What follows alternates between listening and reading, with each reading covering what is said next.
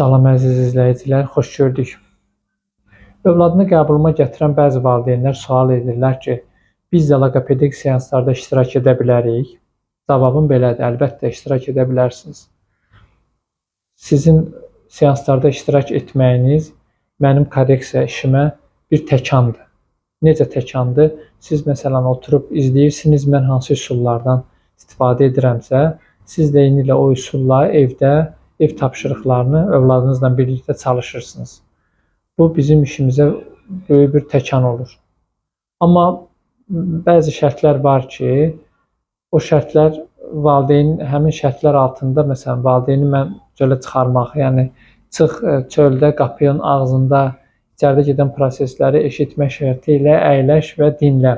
Belə bir şərtlər nədir? Şərt odur ki, əgər uşaq siz kabinetdəykən sizi görüb həyəcanlanırsa, sizi görüb ərköyünlük edirsə, sizi görüb inadkarlıq edirsə, utanırsa, o zaman valideyn məcburən çölə çıxarılır. Çünki artıq uşağın diqqətsizliyi, uşağın davranışlarındakı o mənfi xüsusiyyətlər loqopedik işə mane olur. Bəzi valideynlər var, məsələn, hansı ki, başqa mərkəzlərdə olublar və gəlib deyirlər ki, siz bizi içəri buraxırsınız, biz oturub izləyə bilirik. Amma əvvəlki mərkəzdə bu mümkün deyildi, bizi həmişə çöldə saxlayırdılar, icazə vermirdilər içəridə oturaq. Hətta elə mərkəz var ki, biz birinci mərtəbədə əyləşirdik, ikinci mərtəbədə isə seans gedirdi, biz ümumiyyətlə heç içəridə nə baş verdiyini eşitmirdik.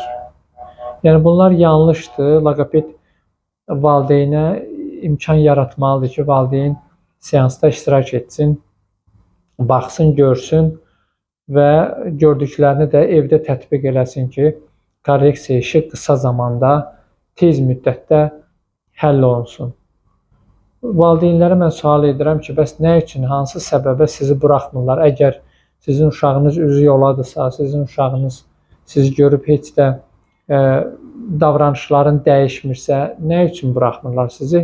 İçlərində məsələn belə arqument gətirənlər var ki, yəqin ki, loqoped istəmir ki, biz onun hansı üsullarla işlədiyini görək və gedib evdə o üsullarla biz də uşağımızla işləyərik, sonra uşağı gətirmərik və yaxud hansısa bir valideyn gedər, loqoped olmaq sevdasına düşər və özü də başlayar loqopedlik etməyə.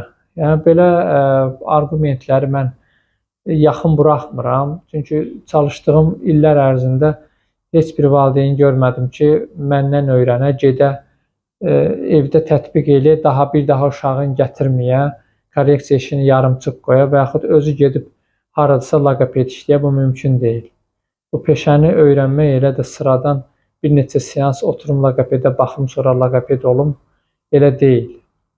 İmkan yaratmaq lazımdır ki, valideyn də görsün və o üsulla da evdə uşağı ilə məşğul olsun. Sağ olun, diqqətinizə görə təşəkkür edirəm.